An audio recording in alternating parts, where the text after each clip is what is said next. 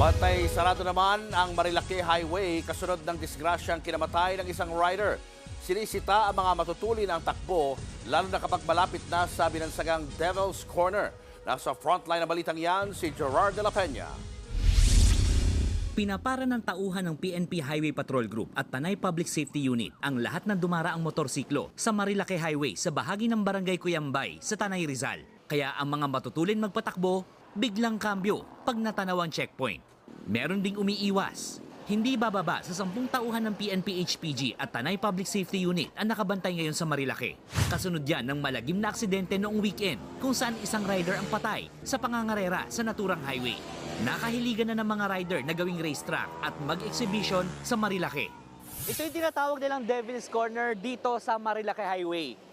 Maganda ang kondisyon ng kalsada, malawak, kaya maraming mga nagmomotor na enganyong gumawa ng mga exhibition dito. Yun nga lang, makikita natin, matindi ang kurbada sa bahagi ito ng kalsada, kaya maraming nadidisgrasya dito. Una na ring inutusan ni Senador Raffy Tulfo ang PNP na magposte ng police outpost sa Marilake para matakot ang mga pasaway. Bukod sa mga mabibilis magmaneho, mayroon ding nahuling may pasong rehistro ng motorsiklo. May natanggalan din ng malalaking tambutso at hindi bababa sa 6 na motor ang mai-impound dahil sa kawalan ng mga papeles. Ang ilang sinitang rider, pabor sa paghihigpit sa Marilake.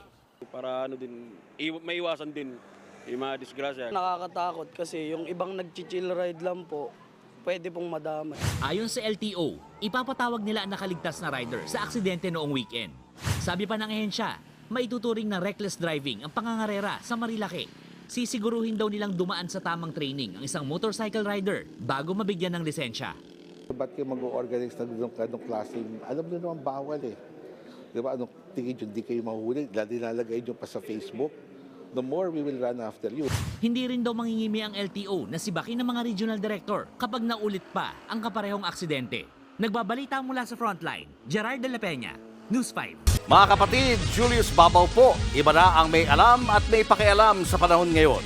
Para sa frontline ng mga balita, mag-follow at mag-subscribe sa social media pages ng News 5.